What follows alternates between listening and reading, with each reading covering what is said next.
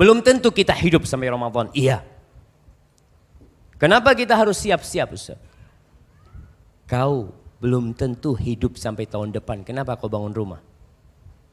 Orang banyak bangun rumah ini berapa lama kira-kira? Butuh waktu 1,5 tahun.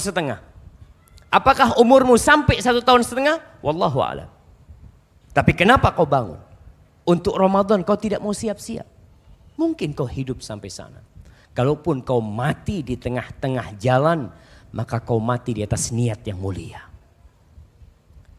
Ahibbati fillah, apa yang perlu kita persiapkan untuk menghadapi Ramadan? Yang pertama, kalau ada tamu yang mau datang ke tempat kita, nih panitia Sayyid Naum, kenapa dia siapkan tempat yang bersih, ya dikasih tenda sini macam-macam. Karena mereka berpikiran ada yang mau datang. Dia siapkan. Kalau engkau menyambut hamba Allah seperti itu, bagaimana menyambut bulan dibukanya pintu-pintu surga? Idza kana awwalu lailatin min Ramadan, ketika masuk malam pertama bulan Ramadan, futihat abwabul jannah walam yughlaq minha bab wa ughliqat abwabun niran walam yuftah minha bab. Ketika masuk malam pertama bulan Ramadan, semua pintu surga dibuka. Pintu surga ada 8. Antum tanya sama penjaga ya pasar-pasar di Tanah Abang. Sama satpamnya, Pak, saya mau tanya Pak, pintu ke masuk pasar ini berapa? Oh ada 4 pintunya, sebelah sana, sebelah sana, Masya Allah.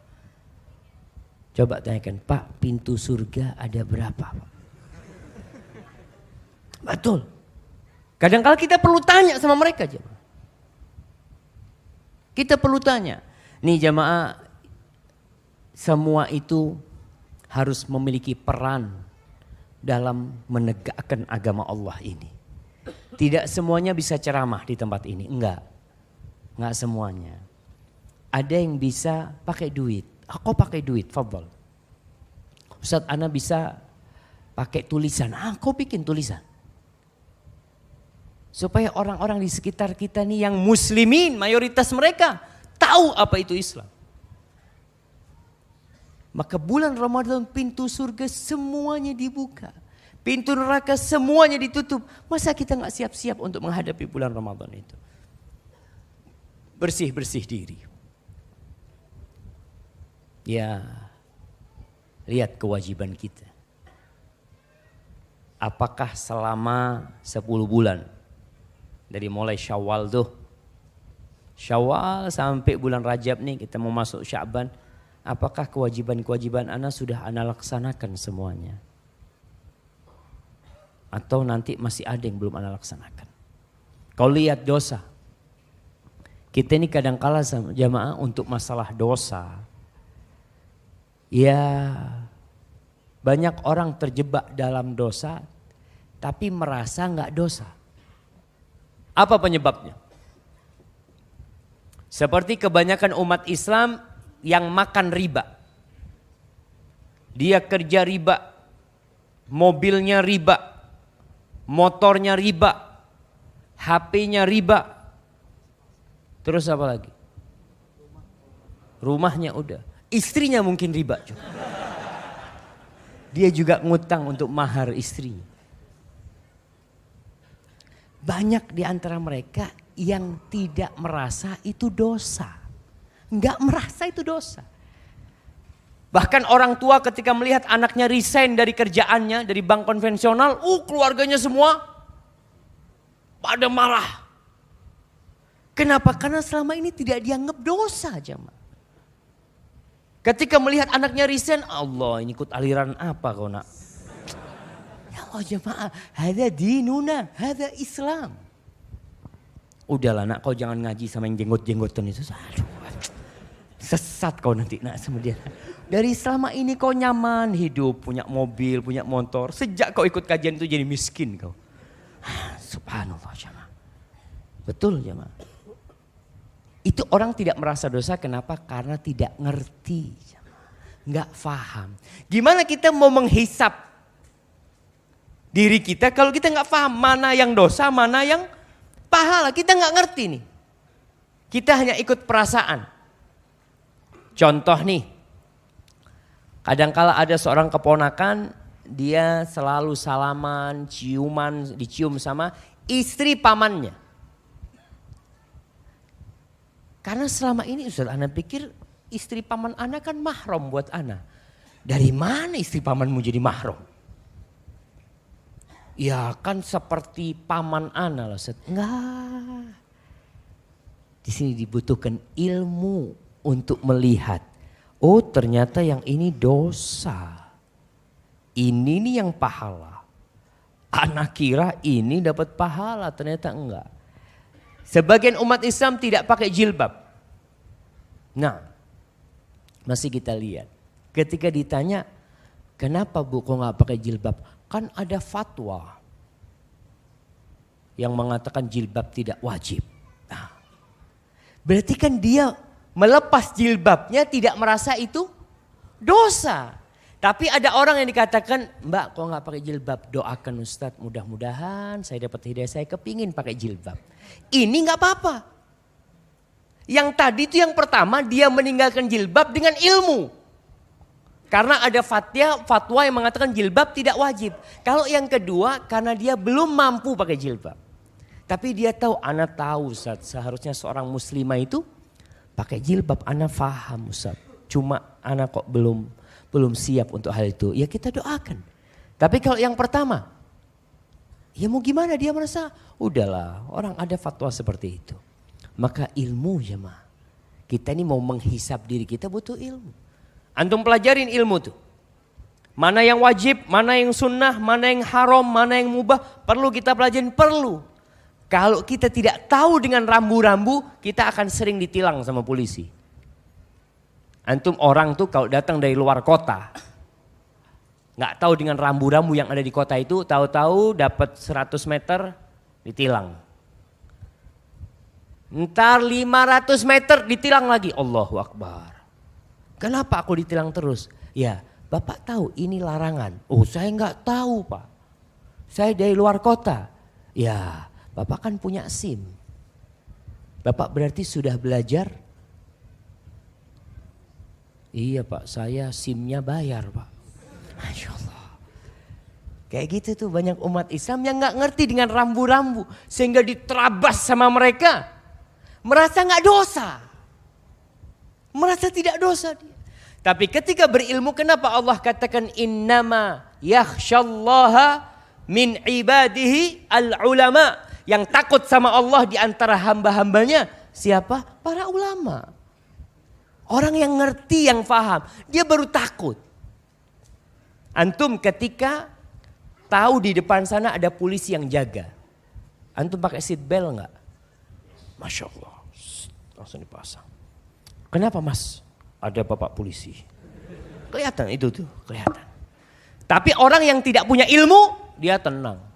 Tahu-tahu kiri. Allah, kenapa kiri? Oh, bapak enggak pakai seat belt. Allah. Ilmu jemaah. Maka untuk hisab diri kita nih, kita harus belajar. Baik. Yang kedua, sebelum kita beramal, kita ini udah beramal puluhan tahun. Tapi antum berpikir, amalan antum kira-kira diterima enggak? Kalau yang pertama tadi berbicara tentang ya dosa sama pahala. Kita udah tahu nih dosa ini pahala, alhamdulillah kita udah paham Ustaz. Kita udah bisa menghisap nih. Ternyata amalan kita dosa, yang ini pahala. Tapi perlu kau hisap lagi. Diterima enggak kira-kira amalanmu? Karena syarat diterimanya amalan tuh ikhlas lillahi ta'ala dan sesuai dengan tuntunan Rasulullah SAW. Itu syahadat kita. Itu syahadat kita. Ustadz ana nih alhamdulillah suka puasa Ustadz. Bahkan anak kalau puasa 40 hari. Boleh dalam Islam. Bapak nggak boleh Pak. Rasul SAW tidak pernah puasa sebulan penuh kecuali Ramadan kata dia. Ustaz, saya kan beda lah. Nabi kan sudah diampuni dosanya. Ada orang-orang kayak gitu. Dan itu pernah terjadi di masa Rasul sallallahu alaihi wasallam. Ingat kisah 3 orang yang mau puasa terus tidak mau berbuka. Yang satu mau sholat malam terus dia tidak ingin putus, tidak ingin tidur. Yang satu tidak ingin menikah dengan wanita. Kacamata perasaan orang-orang ini orang baik semua. Gimana nggak baik? Mereka tujuannya benar lillahi ta'ala, tapi caranya nggak benar. Maka orang yang caranya benar belum tentu diterima. Apalagi yang caranya tidak benar. Caranya benar belum tentu diterima, kalau dia nggak ikhlas Allah nggak akan terima.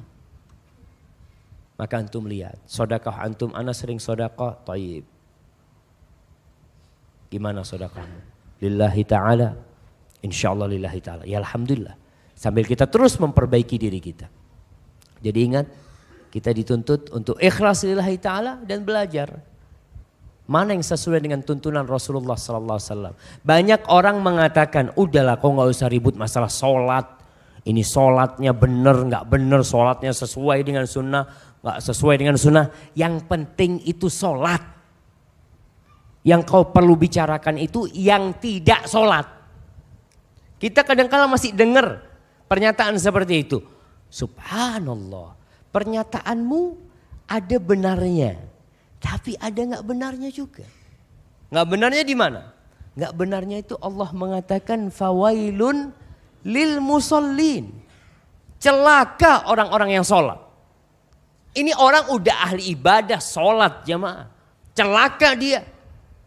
Kalau yang nggak sholat betul kita perlu dakwain mereka. Tapi yang sholat perlu diperbaikin kualitas sholatnya. Kita kadang-kala Masya Allah umur udah 60 tahun. Kira-kira diterima nggak sholatnya? Insya Allah diterima Ustaz. Dari mana kau tahu diterima? Rasul sallallahu alaihi wasallam mengatakan, Innar rajula la yusalli salata 60 sana walam tuqbal lahu salah. Ada orang yang sholat selama 60 tahun sholat jemaah. Satu pun sholatnya nggak ada yang diterima. Satu pun jemaah. Ini cerita Nabi sallallahu alaihi wasallam. Yutimmu ruku'ahu wa la yutimmu sujudahu. Yutimmu sujudahu wa la yutimmu ruku'ahu. Rasul sallallahu alaihi wasallam tidak berbicara niat. Karena yang bisa mengukur niat itu siapa? Allah. Dan kita sendiri tahu.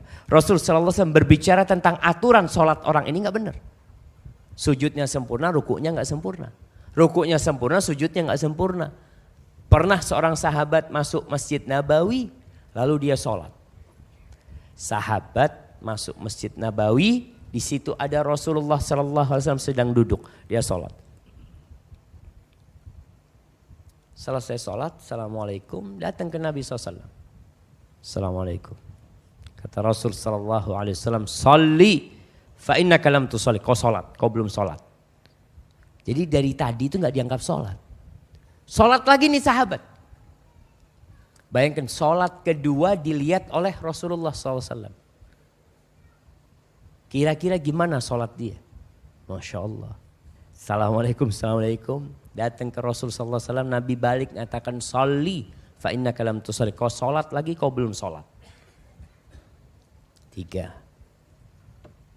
Selesai sholat, ya mau nggak mau dia berusaha yang ketiga kali ini untuk lebih maksimal. Selesai assalamualaikum. Dia jumpai Rasulullah sallallahu alaihi wasallam, Nabi kembali mengatakan sholli fa innaka lam tusalli. Kau salat lagi, kau belum salat. Kata sahabatnya, ya Rasulullah la uhsinu ghaira hadhi. Tuh tadi salatku itu udah paling bagus tuh. Tadi tuh aku nggak bisa lagi, kalau disuruh salat lagi mau gimana lagi salatnya udah. Fa'allimni, tolong kau ajarin aku ya Rasulullah. Belajar jamaah. Makanya kalau ada orang mengatakan yang kau bicarakan yang tidak sholat, yang sholat sudah biarkan. Enggak, yang sholat pun perlu bagaimana? Tadi kita bicara kualitas. Umat Islam ini enggak boleh dia mandek tuh. Berhenti tuh enggak naik derajatnya.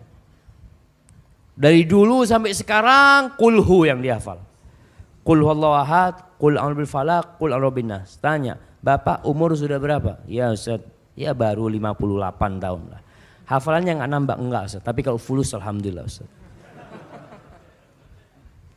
Kenapa? Karena dia nggak mau belajar jamaah.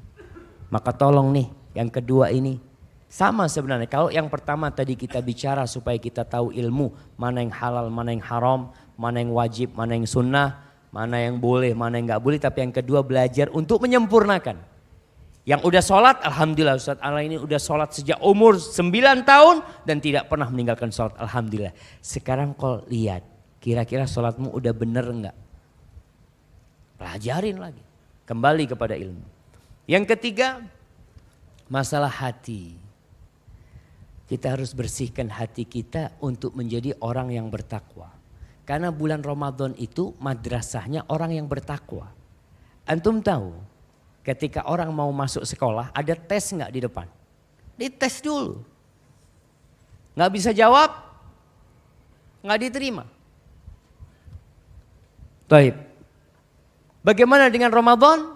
Kadang-kala kita nggak persiapan untuk tes. Ya Ustaz, kan nanti lulusnya setelah Ramadan. Iya benar, lulusnya setelah Ramadan. Tapi kan sekolahnya ini butuh kesiapan dari dirimu. Kau persiapkan dirimu untuk lebih bertakwa kepada Allah. Sehingga nanti kau bisa jawab tuh. Udah tahu Ramadan ini apa aja tuh.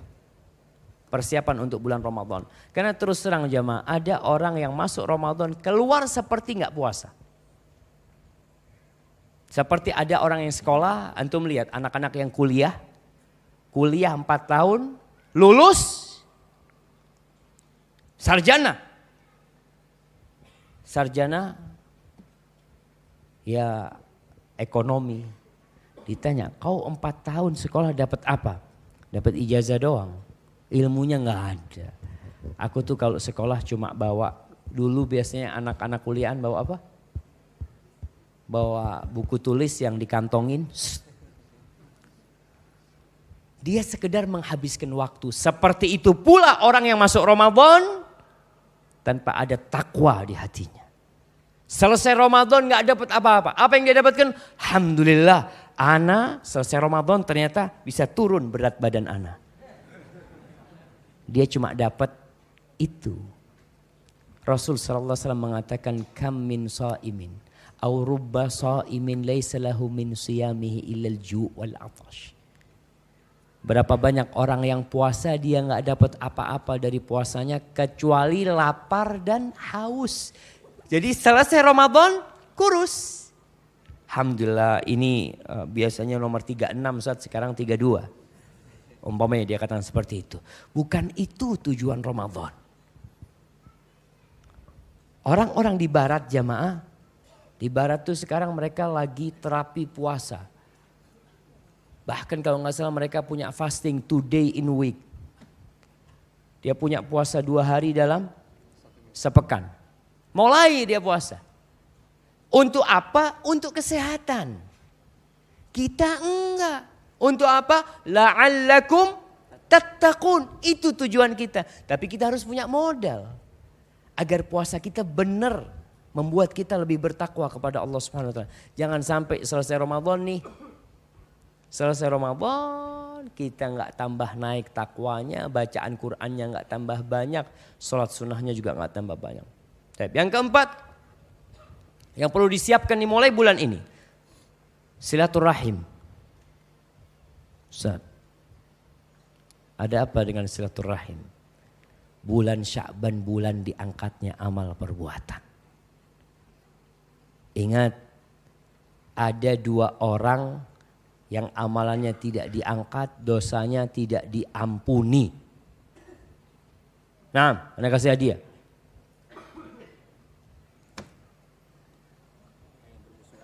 Orang yang bermusuhan,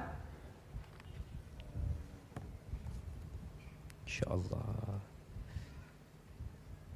Jamaah tunggu jamaah, jangan rame-rame antum.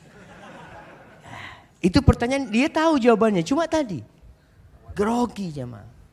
Ada yang lebih dahsyat dari yang bermusuhan. Apa jemaah? Dosa yang tidak diampuni apa? Masya Allah.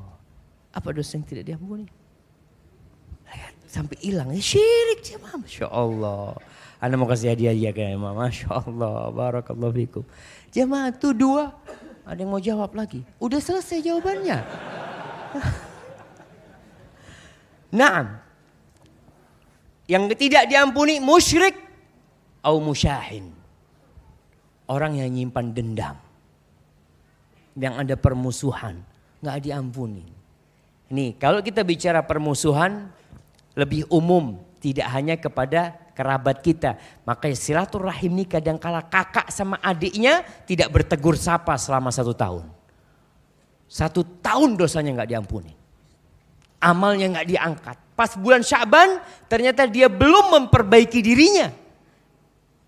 Kadangkala Idul Fitri pun tidak mau berjumpa. Hati-hati jamaah. Nih mau masuk Ramadan, kau apa gunanya ketika kau beramal terus amalanmu tidak diangkat? Apa guna kau tiap hari selesai sholat mengatakan astagfirullah, astagfirullah, astagfirullah. Kau masih menyimpan permusuhan sama kerabatmu. Kau tidak mau bertegur sapa dengan dia. Tiap hari Senin Kemis aja orang itu tidak diampuni dosanya. Rasul sallallahu alaihi wasallam mengatakan bahwasanya turfaul amal fi yaumil itsnaini wal khamis. Diangkat amal pada hari Senin dan Kamis. Fayughfaru likulli 'abdin la yusyriku billahi syai'a. Allah ampuni untuk semua hamba yang tidak berbuat syirik sedikit pun. Illa rajulun kana bainahu wa baina akhihi syahna fayuqalu anziru li hadain hatta yastaliha. Semua diampuni kecuali orang musyrik dan seseorang yang punya permusuhan sama saudaranya. Orang ini jangan diampuni, jangan. Sampai mereka baikan. Ini umum, apalagi kalau ternyata yang kita putuskan hubungan itu kerabat kita. Jemaah, siapa yang tidak berbuat salah? Siapa? Nggak ada. Maka wajar kalau ada orang yang menyakitin kita, itu wajar. Tapi kau tidak perlu simpan kedengkian. Tidak perlu simpan permusuhan. Apa gunamu? Orang ketika memusuhin seseorang, Masya Allah. Ada seorang santriwati di kampus kita. Dia punya masalah sama seorang ustadzah. Ustadzahnya yang mungkin terlalu keras. Si santriwati ini minta pulang. Dia gak kerasan, gak betah sampai abahnya telepon ana berulang kali, Ustaz tolong Ustaz, ana gak apa-apa, ana punya putri hafal 1-2 hadis walaupun dia gak lulus gak apa-apa Ustaz, yang penting putri ana tahu sama agama. Dia katakan, Ustaz ana ngelihat sepatunya ustazah itu gak kuat, sepatunya doang jemaah. Gimana kalau ngelihat orangnya? Maka ingat, ini silaturahim adalah yang ada hubungan kerabat. Tapi dengan sesama muslim kita pun tidak boleh menyimpan dendam. Jangan kau maafkan saudaranya. Allah subhanahu wa ta'ala berfirman, Fahal asaitum in tawallaitum an tufsidu fil ardi wa tuqatti'u arhamakum. Apakah kiranya kalau kalian memimpin, ada orang-orang yang ketika mendapatkan jabatan kerjanya tufsidu fil ard, merusak di muka bumi ini dan memutuskan tali rahim di antara saudara-saudaranya. Suatu hari Rasul sallallahu alaihi wasallam bercerita kepada para sahabatnya ketika berbincang masalah silaturahim. Beliau mengatakan sallallahu alaihi wasallam laisal wasil bil mukafi. Yang dikatakan orang menyambung silaturahim itu bukan orang yang balas-balasan. Tahu balas-balasan jemaah? Artinya hubungannya itu sudah cair. Hubungannya sudah baik. Dia datang ke tempat kita, dia kasih kita hadiah, kita kirim hadiah sama dia. Jadi hubungannya sudah baik. Bukan itu yang disebut orang yang menyambung silaturahim. Walakinnal wasil alladzi idza quti'at rahimuhu wasalaha. Tapi yang disebut orang menyambung silaturahim adalah orang ketika diputuskan rahimnya dia sambung. Dia punya paman tidak mau datang ke rumahnya, ana yang datang ke rumah paman ana. Dia punya sepupu yang tidak mau membantu dia ketika dia susah, tetap anak akan datang kepada dia. Dan antum silaturahim jangan cuma kalau butuh. Kadang-kala kerabat kita tuh melihat, fulan aduh butuh fulus kayaknya fulan tuh. Kalau butuh duit datang. Jangan. Subhanallah ada orang Masya Allah jemaah. Ada orang anak kenal baik sama dia. Dia itu datang ke rumah kerabatnya. Tapi dia datang bawa mobil Alphard jemaah. Dia datengin. Ketika datang langsung diterima sama saudara-saudaranya. Karena apa? Karena ini bukan orang mau minta-minta. Mungkin orang malah mau ngasih. Tapi kalau antum datang ketika butuh, Allah, bilang Abah lagi gak ada ya. Kasih tahu orang. Antum datangin kerabat antum. Jangan kalau butuh antum datang sama mereka. Ketika antum datang kepada mereka menyambung rahim, rizki antum Allah luaskan. Dan jangan takut rizkinya berkurang. Apalagi ini untuk orang-orang yang hidup di Jakarta nih. Kadang-kala orang-orang yang hidup di Jakarta ini silaturahim buat keluarganya yang di kampung jarang. Ustadz ya ana sibuk Ustadz. Oke kau gak datang tiap bulan. Gak apa-apa tapi fulusnya datang tiap bulan. Gak masalah. Artinya silaturahim itu bukan hanya bawa badan kita. Biasanya orang kirim hadiah setahun sekali. Kau kirim tiap bulan. Kau punya rezeki kirim. Kalau kau bisa silaturahim dengan cara seperti itu. Tapi jangan sampai kita memutuskan jemaah. Jangan. Ini waktunya nih perbaiki kita. Kita kalau punya masalah sama saudara kita ya. Yang pertama kerabat. Yang kedua sesama saudara kita sesama muslim. Kita jaga hubungan kita sama mereka. Kemudian yang kelima, manfaatkan waktu. Mulai kita nih manfaatkan waktu. Antum lihat ana punya waktu 24 jam, berapa jam ana buka Facebook? Dan berapa jam ana buka Al-Quranul Karim? Antum lihat, Allahu Akbar. Malu kita jamaah. Kita tuh kadang-kala alhamdulillah. Ada orang yang baca Quran pakai HP sekarang, Masya Allah. Dia di bus, di mana dia baca Quran pakai HP. Tapi ketika bunyi, titit, Qurannya ditutup, seret. Dia baca. Baca berita, baca Quran lagi. Titit, ternyata panjang. Qurannya ditinggal sama dia. Akhirnya dia baca berita-berita yang tidak menambah dia tambah dekat sama Allah. Tidak menambah dia tambah jauh dari dosa. Waktu antum manfaatkan sekarang. Mulai. Antum ya yang biasa pakai internet berapa jam mulai dikurangin. Yang bisa ngobrol berapa jam dikurangin. Karena nanti di bulan Ramadan waktu itu mahal jamaah. Kalau sekarang kita tidak bisa mengatur waktu kita, Ramadan habis kita nanti. Habis gimana? Kita tidak bisa memanfaatkan waktu itu dengan baik. Insya Allah Ustaz nanti anak kalau masuk Ramadan anak sudah akan anak matikan televisi. Anak akan putuskan internet. Bisa nggak sekarang orang hidup tanpa internet? Jemaah? Ada yang bisa hidup tanpa internet? Kayaknya masih ada Ustaz. Orang-orang tua yang sudah bau kuburan itu udah nggak mikir internet. Nah, ada orang-orang tua yang memang tidak hidup sama internet tapi hidupnya pegang remote TV. Dia internet nggak tahu tapi remote dia tahu tuh. Dia pengen sama aja waktunya juga habis untuk yang tidak bermanfaat buat dia. Masya Allah. Baik, ahibati fillah. Yang keenam, bayar utang puasa. Antum yang punya utang, Rasul sallallahu alaihi wasallam itu puasa di bulan Sya'ban, puasa sunnah apa puasa bayar utang? Jemaah. Puasa sunnah. Tapi kita ini makanya ini masih ada bulan Rajab nih. Ada bulan Rajab bismillah yang punya utang khususnya ibu-ibu. Bapak-bapak Masya Allah hampir tidak ada yang punya utang. Dan memang ibu-ibu itu harus dikasihani jemaah. Kadangkala bapak-bapak bantuin istrinya mengqadha puasa.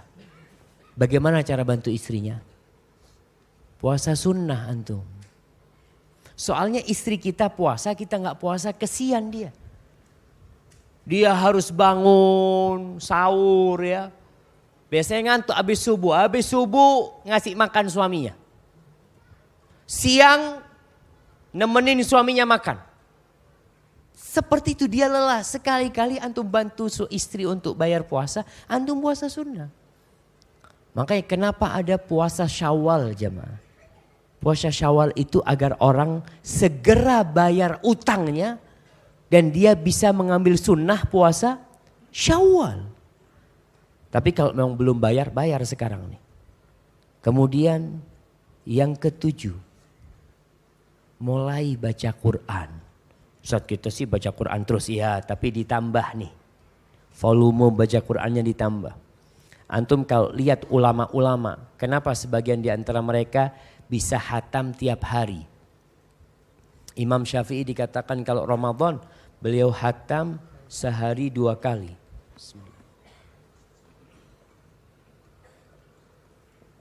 Alhamdulillah.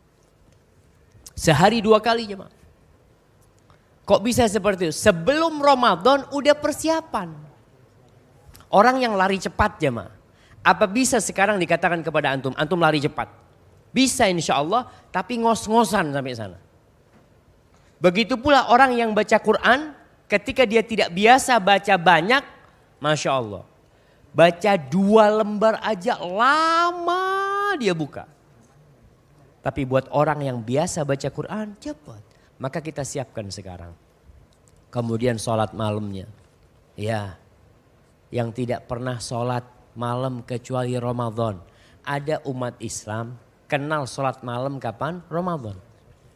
Malam takbiran gak ada lagi sholat malam. Pikirnya orang setelah takbiran itu gak ada lagi sholat malam jemaah. Udah selesai, kan Ramadan. Emangnya sholat malam cuma Ramadan? Taraweh itu sholat malam jemaah. Cuma ketika Ramadan disebut taraweh. Tapi itu adalah qiyamul lail. Tahajud yang dilakukan mereka. Bukan dengan malam takbiran kemudian kita berhenti sholat malam. Baru sholat malam kapan? Nanti malam Ramadan pertama. Lah kita harus siapkan. Mulai sekarang antum sholat malam, ya kalau nggak bisa pas malamnya sebelum tidur. Witir paling tidak 3 rakaat yang dilaksanakan. Kemudian yang selanjutnya banyak baca doa. Karena bulan Ramadan bulan berdoa. Doa itu dikabulkan jemaah di bulan Ramadan. Dan ayat tentang doa itu berada di antara ayat tentang Ramadan. Allah mengatakan wa idza sa'alaka ibadi anni. Kalau bertanya kepadamu hamba-hambaku tentang aku, fa inni qarib. Aku itu dekat kata Allah. Ujibu da'watad da'i idza da'ani. Aku mengabulkan doa orang-orang ketika memohon kepadaku. Antum sekarang mulai doa. Antara adzan dan qomat belajar doa. Kadangkala antum doa 1 menit habis doanya. Allah, udah habis Ustaz, mau minta apa lagi? Berarti kan perlu latihan berdoa itu. Antum baca tuh doa-doa Rasul sallallahu alaihi wasallam, baca, hafalkan. Oh, Nabi baca doa ini, Nabi baca doa ini sallallahu alaihi wasallam. Antum mulai kumpulkan, antum beli bukunya. Antum kalau nggak bisa ingat, paling tidak antum bisa baca. Jamaah, tadi ada satu doa yang belum dijawab. Doa melihat hilal. Udah ada yang dapat ya Masya Allah. Fadal.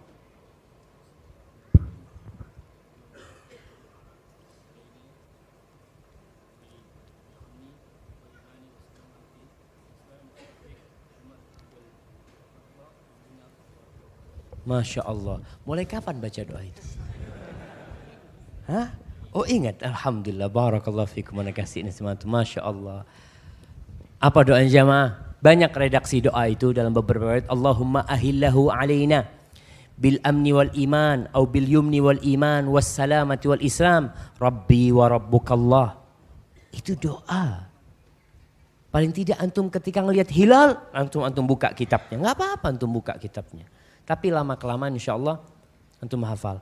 Doanya nih Jangan cuma minta dunia.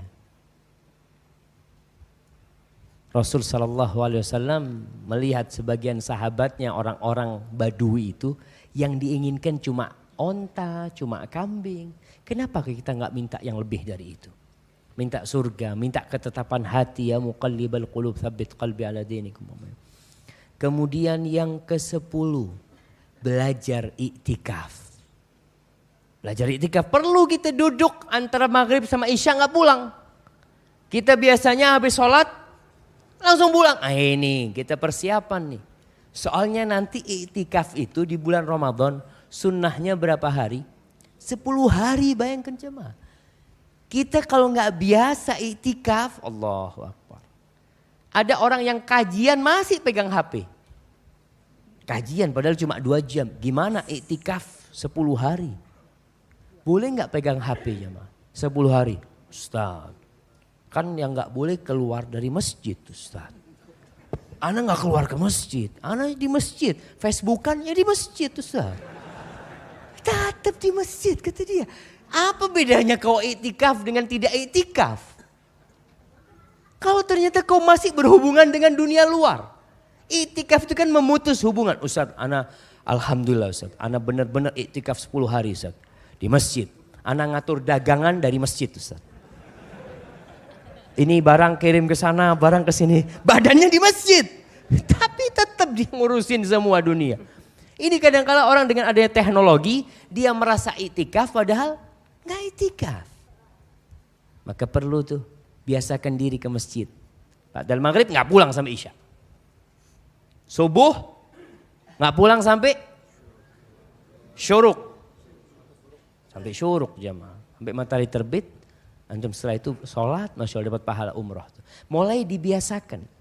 Allah bisa karena biasa. Antum merasakan jemaah. Kalau antum biasakan mulai dari sekarang nih. Latihan-latihan tadi pas masuk Ramadan. Antum udah lari jemaah. Udah lari. Seperti perintah Allah. Fafirru ilallah. Larilah kepada Allah. Kenapa? Ini pintu surga lagi dibuka nih. Masa aku gak mau lari ke sana? Kemudian belajar puasa sunnah. Tadi Anda bicara yang punya utang bayar. Tapi sekarang Anda gak punya utang Ustaz. Istri Anda juga gak punya utang, alhamdulillah. Maka sekarang antum belajar puasa sunnah. Sya'ban tuh Nabi biasa puasa sunnah, antum puasa. Dan rasakan orang yang biasa puasa sunnah dan orang yang tidak pernah puasa sunnah. Kecuali pas Ramadan dia puasa wajib. Hari pertama itu Masya Allah jemaah. Allahu Akbar. Semua kepingin dia makan. Dia datang tuh ngomong sama istrinya, istriku tolong bikinkan es cendol, kolak, es kelapa muda, apalagi gorengan. Wah semuanya Masya Allah. Kenapa? Baru sekali puasa. 330 hari dia gak pernah puasa. Sehingga 1 hari buat dia sesuatu banget. Kalau orang yang biasa puasa sunnah, ya biasa aja. Nanti mau berbuka apa? Ya udah kurma sama air. Ustaz, ana alhamdulillah Ustaz, ana beli kurma dari Madinah. Insyaallah. Iya, Rasul sallallahu alaihi wasallam itu buka kurma terus sholat. Antum buka kurma, makan nasi, makan ini semuanya awalnya doang yang sunnah. Sisanya. Allahu Akbar jemaah. Allahu Akbar. Maka kadang-kala kita salah tuh. Karena apa? Tidak terbiasa puasa jemaah. Tapi orang biasa terpuasa, aduh. Biasa aja tuh jemaah. Ngelihat makanan antum lihat. Kenapa ada ngabuburit? Orang yang biasa puasa sunnah ngabuburit. Nggak ada dia. Pernah ada lihat orang kemana ngabuburit Pak kata dia. Ngabuburit kemana kata dia. Ana lagi puasa sunnah nih. Senin Kemis nggak ada. Itu yang ngabuburit orang yang pertama puasa biasanya. Maka kita hati-hati. Ya kita biasakan diri kita. Kemudian ngasih makan orang jemaah. Masya Allah pertanyaannya udah banyak banget ya. Antum belajar ngasih makan orang. Karena sunnah nanti puasa ngasih berbuka. Sekarang nih antum punya rizki pulang dari masjid. Lihat orang lagi kumpul, bang yuk ke rumah. Ajak makan. Kalau tidak kita beli di warung, Beli warung berapa, pulang ke rumah kasihkan ke tukang-tukang yang ada atau apa. Ada satpam di perumahan, kasih. Mulai kita belajar nih. Karena nanti Ramadan itu orang yang memberi buka, orang yang puasa. Mendapatkan pahala seperti mereka yang puasa aja. Masya Allah. Kalau antum sekarang nih bulan Sya'ban di Masjid Nabawi itu kalau sudah bulan Sya'ban hampir tiap hari ada buka bersama. Karena tahu orang mulai belajar puasa. Dan itu bulan disunahkan puasa hampir tiap hari sudah ada. Biasanya kan cuma Senin Kemis dan 13, 14, 15. Tapi masuk bulan Sya'ban mulai. Karena banyak orang puasa ketika itu. Maka antum usahakan. Biasanya ada orang-orang yang umroh ngeliat tuh. Datang ada sufroh. Sufroh tuh tempat berbuka tuh. Jemaah umroh gak puasa. Insya Allah, Alhamdulillah. Ini buat yang puasa jemaah. Kata dia, Alhamdulillah Ustaz baik-baik orang Madinah Ustaz kata dia. Kita di masjid dikasih makan. Ada orang yang cerita sama anak. Kasih kurma, kasih ini. Anak tanya, Bapak puasa? Enggak Ustaz kata dia. Itu buat yang puasa. Aduh Ustaz, kita gak tahu Ustaz kata dia. Iya, paling enggak antum biasakan. Antum biasa berusaha untuk mengasih. Kemudian jamaah selain ngasih makan, belajar sedekah tiap hari. Sedekah tiap hari. Sekarang ada grup ibu-ibu ya. Anda nggak tahu di sini tapi di kampung kita tuh ada kelompok ibu-ibu judulnya mereka S3. Iya, S3 sedekah sehari 1000. Sedekah sehari 1000. Antum ngasih orang di pinggir jalan yang kadang-kala minta-minta ya. Kadang-kala ngasih mereka yang bantuin muter mobil apa. Antum kasih. Kadang-kala buat mereka nggak tahu dipakai apa. Tapi antum usahakan mulai sedekah tiap hari ini. Untuk apa? Ya kalau antum ke masjid ada kotak amal kasih. Tiap hari. Rasul SAW ketika bulan Ramadan masuk 10 hari terakhir beliau seperti angin yang ditiupkan jamaah. Baik banget. Nggak pegang tuh duit dikasih-kasihkan sama Rasul SAW. Maka ini tiap hari ada yang doa, dua malaikat turun. Doanya Allahumma a'ti munfiqan khalafan. Allahumma a'ti mumsikan talafan. Ya Allah berikan kepada orang yang berinfak itu ganti. Dan berikan kepada yang pelit yang tidak mau berinfak itu kehancuran dalam hartanya. Maka antum lihat dan sekali lagi jangan berpikir sedekah itu kalau kaya. Enggak. Mahasiswa sedekah, emangnya nggak bisa sedekah? Aisyah radhiyallahu taala anha sedekah dengan 1 butir kurma. Istri Nabi SAW. Karena itu yang dia milikin. Antum punya anak cuma punya duit 10.000, Masya Allah bisa kok sedekah. 1.000, 2.000, 3.000. Aisyah radhiyallahu taala anha di rumahnya hanya ada 1 butir kurma. Dan itu dikasihkan. Kemudian yang mau umrah Ramadan, ingat umrah Ramadan. Pahalanya seperti haji bersama Rasulullah SAW. Sekarang haji ngantri lama. Antum daftar umrah Ramadan. Siapkan diri untuk umrah. Dan yang terakhir jamaah mulai tinggalkan kuliner. Karena Masya Allah. Anak kalau datang ke Jakarta ini itu sama jamaah dijamu untuk kuliner. Sampai kapan hari itu jarak waktu makan itu macet 1,5 jam mungkin jamaah. Setelah itu pulang mungkin 1 jam. Anak cuma makan 1 piring 2,5 jam jaraknya. Dan makanan apa sih? Sama gitu anak rasa. Maka antum yang suka kuliner usahakan. Supaya nanti ketika Ramadan itu bukan bulan wisata kuliner. Bukan. Makanya anak kadang-kala berpikir kenapa di bulan Ramadan bahan pangan itu naik harganya. Seharusnya turun. Dan kita umat Islam tahun ini insya Allah kita bikin turun harganya. Siap antum. Insya Allah kita bikin turun. Dan Allah berikan kepada kita pemimpin-pemimpin yang muslim. Yang bisa menegakkan agama Allah. Hadza wallahu a'lam bishawab. Itu yang bisa kita kaji pada kesempatan kali ini. Apabila yang anda sampaikan benar itu dari Allah Jalla Jalaluh. Kalau ada yang salah dan kurang berkenan, Masya Allah. Itu dari diri ana, Allah dan Rasul terbebaskan dari kesalahan itu.